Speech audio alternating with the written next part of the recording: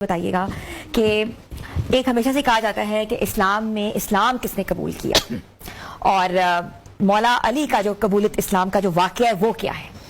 تمام عالم اسلام تک محبت بھرا پیغام ہے۔ ہم یہاں پر دین کا جو اصل مقصد ہے وہ شر پھیلانا نہیں، امن کا پیغام ہے، اچھے الفاظ کے ساتھ، محبتوں کے ساتھ۔ یا فرقے کا جو اصل پڑھے لکھے دوست میرے ساتھ تشریف فرمائے، ڈاکٹر اقبال چشتی صاحب کی بڑی خوبصورت گفتگو، دیوان طاہر صاحب کی بہت خوبصورت گفتگو۔ میں یہ عرض کرنا چاہوں گا جو فرقے کا وجود ہے نا وہ یہیں سے شروع ہوتا ہے کہ آپ کے ہاں کیا ہے، ہمارے ہاں یہ ہے، آپ کے ہاں یہ ہے، یہ آپ اور ہم کون ہیں، یہ تم اور میں کیا ہیں، یہی تفرقہ ہے۔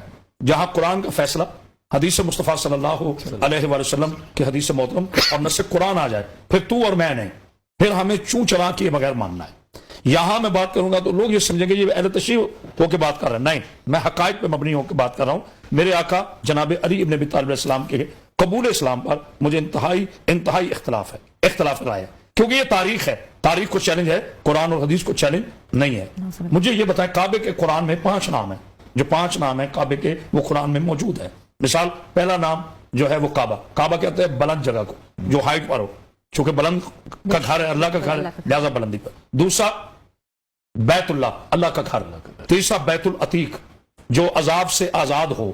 چوتھا قبلہ جس کی طرف رخ عبادت کی جائے، اور تمام محدثین مفسرین اس بات پر اتفاق ہے کہ بیت الحرم حرمت والا گھر جہاں مشرک کا داخلہ منع ہو، جہاں ایک لمحے کا مشرک داخل نہ ہو سکے، اسے بیت الحرم کہتے ہیں۔ تو میرا 10 بدستہ سوال ہے، اگر جناب علی علیہ السلام کوئی مکہ کے عام مولود تھے یا بچے تھے یا نعوذ باللہ نقل کفر نباشد وہ مسلمان نہیں تھے، تو صاحبان درود کے گھر میں کسی صاحب کلمہ کا نہ ہونا آنا کیسا؟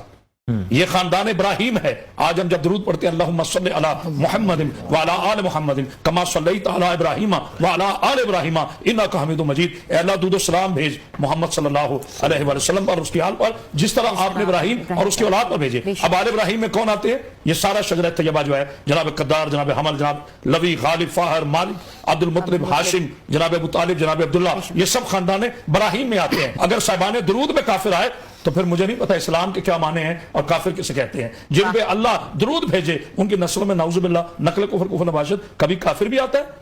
یہ تو وہ والی بات ہوئی کہ اسلام نے اسلام قبول کیا، جس کو آتے ہی میرا رسول منہ میں زبان دے دے، پھر وہ 10 سال تک نعوذ باللہ من ذالک، تاریخ کہتی ہے 10 سال کی عمر تھی جب جناب علی علیہ السلام نے دعوت ذوالعشیر میں اسلام قبول کیا۔ تو میرے نبی کا لعاب چوسنے کے بعد، میرے نبی کو وہی ہے نا کہ اگر لعاب اقدس، صحابہ کرام نے لکھا اپنی کتابوں میں اور سیاستہ کی کتابوں میں موجود ہے کہ صحابہ کرام جو کنویں کھودے کڑوے نکلے، حضور نے اپنا لعاب ڈالا، وہ کڑوے پانی میٹھے ہو گئے۔ یہ حضور کے لعاب کا کمال نہیں بتا رہا، ویسے دلیل پیش کر رہا ہوں۔ آپ کا لعاب تو بہت افضل ہے، تو جس کے دہن اقدس میں میرا نبی زبان اتار دے، اس کے بعد 10 سال تک نعوذ باللہ حضرت علی علیہ السلام مسلمان بنے۔ کل ایمان نے بھی اسلام قبول کیا، صاحب ولایت نے بھی اسلام قبول کیا، تاجدار ولایت نے اسلام قبول کیا۔